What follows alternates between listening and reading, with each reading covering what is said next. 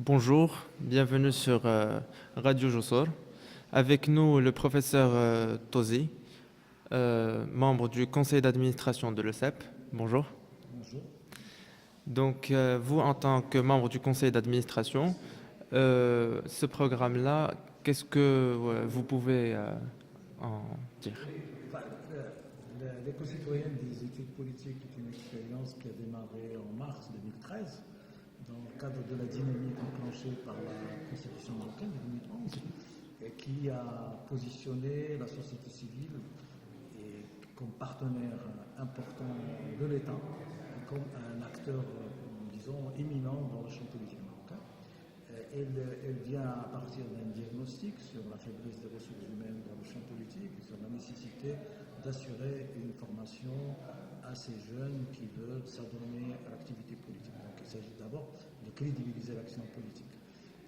Bien sûr, le référentiel sur lequel s'appuie cette école, qui est une école sans mur, donc c'est une école ouverte, qui travaille sur une école qui travaille, disons, sur tout le territoire marocain, qui mobilise les jeunes en position d'exercice de l'activité politique, des jeunes associatifs, des jeunes qui sont membres de partis politiques, des jeunes syndicalistes aussi, et qui essayent, à partir des thématiques liées soit à la question de la gouvernance, soit à la question de la gestion des politiques publiques, soit à l'évaluation des politiques publiques, soit à même des soft skills, donc des activités autour de la communication, de la prise de parole, de l'animation, du travail collectif, de tout un ensemble de thématiques.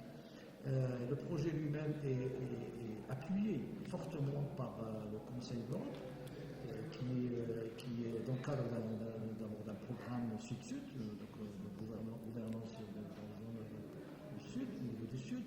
Il fait partie donc l'école fait partie d'un réseau d'écoles, donc c'est ça aussi une des forces. Et avec des écoles, plus d'une douzaine d'écoles du bassin méditerranéen, en plus de l'école tunisienne et d'une école de l'Afrique de l'Ouest que le CEP a contribué à créer et à supporter. Elle a supporté, enfin elle a appuyé pendant quelques années. Donc, le programme s'est passé en 2 phases, pour l'instant. Le projet, c'est l'activité principale. L'activité principale de l'école, c'est d'abord le cycle de formation des leaders. Qui a lieu chaque année. Chaque année, donc une sélection se fait, donc il y a un appel à candidature. On reçoit à peu près entre 300 et 400 candidatures. La sélection se fait sur quels critères? À la fois sur le critère de la position, une recherche de la diversité, donc on croit beaucoup à la parité, enfin, sur l'envie, et sur aussi on a un critère régional, donc pour avoir une représentation régionale, et pour donner leurs chances à des lauréats qui viennent un peu du Maroc profond. Donc, vous pensez que ces jeunes-là qui sont formés par le CEP peuvent mener le leadership dans leur région, dans le domaine des droits de l'homme? Pas uniquement dans les droits de l'homme, dans l'activité politique.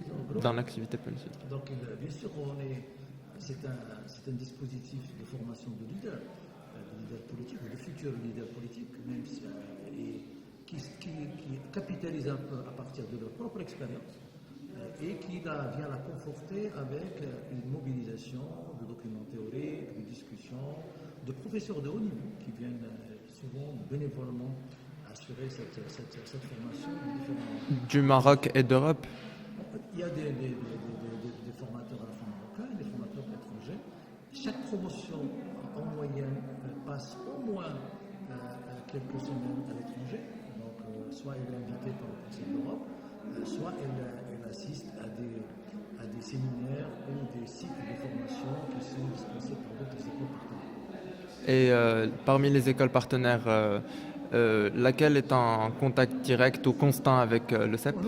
D'abord, c'est l'école bulgare, donc Bulgarie, qui est un de nos partenaires. L'école bulgare est plus ancienne, elle a à peu près 25 ans d'existence.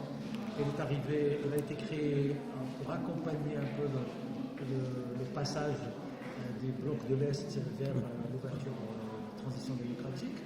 Elle a formé des dizaines, voire des centaines de cadres Et actuellement, l'école bulgare est une pépinière de responsables politiques bulgares, parce que pratiquement un tiers jusqu'à la moitié des parlementaires actuels de Bulgarie ont été formés à l'école. Est-ce qu'on peut prévoir des statistiques pareilles pour le Maroc d'ici 20 ans ou 25 ans?